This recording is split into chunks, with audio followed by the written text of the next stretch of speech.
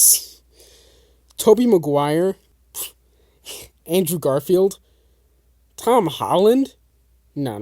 Now this is the real Spider-Man.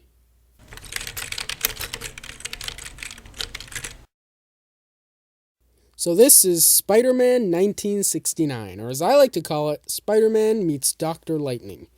It's the first known live-action appearance of Spider-Man, though clearly it's unofficial. It's a fan film created by Donald F. Glut, who created tons of different original and fan-created films back in the 60s. This was apparently his last fan film, and he would go on to do exclusively professional work after this. Some of this included writing for comics, including Marvel, but not any Spider-Man comics, as well as writing the novel version of a Star Wars movie, because apparently he was friends with George Lucas back during college, as well as writing for the Spider-Man animated series from the 80s.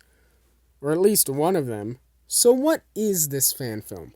Well, basically it's about Spider-Man fighting off a completely original villain for this film called Dr. Lightning. We don't really get much background, but it's seemingly some kind of scientist turned madman. His daughter, who's turned against him, tries to give a bunch of evidence about him to the Daily Bugle to publish, but then he sends his lackey in order to kidnap his own daughter, so Spider-Man goes after him. Lots of fights ensue, including this little number. Are you sure you're all right? Yeah, and I'm going after Dr. Lightning. Wait here. Try to remember, he's my father. Yeah, I'll try. And at the end, for one reason or another, it's never really fully explained, Dr. Lightning commits suicide. Curse you, Spider-Man! You won't take me alive! I'll cheat the hangman yet!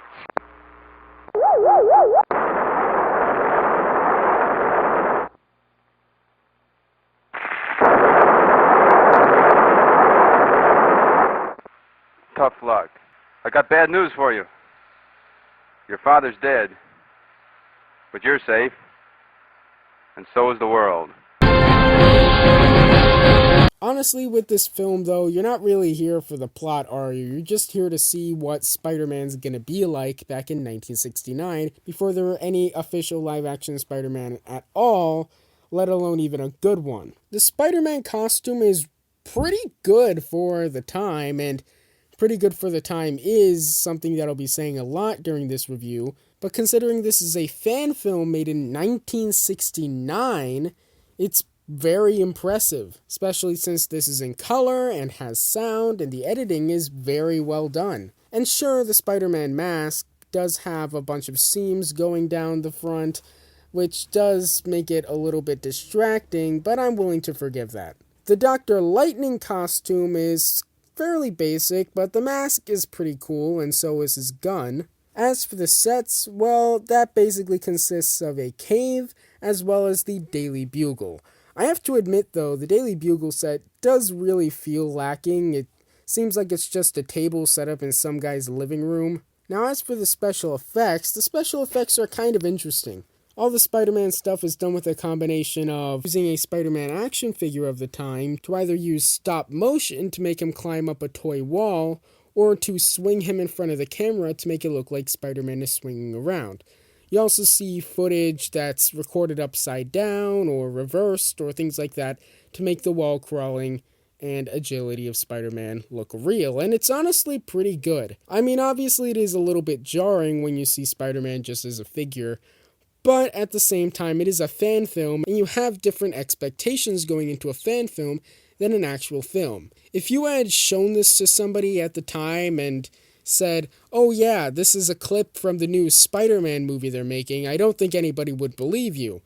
But if you went up to them and said, hey, this is a fan production, it's pretty impressive considering that this was probably made on a shoestring budget.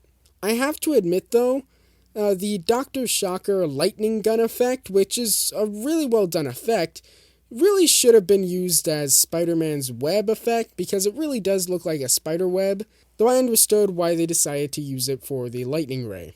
So overall, this film is very impressive, and I actually really enjoy watching it. I do highly recommend watching it. You can watch it for free on YouTube, and Donald Glut actually has a DVD which has a documentary about all these fan films he made, as well as a collection of a ton of them, and you can probably find it on Amazon or eBay or somewhere. So I recommend picking that up because it has a bunch of other fan films as well as a documentary on it too.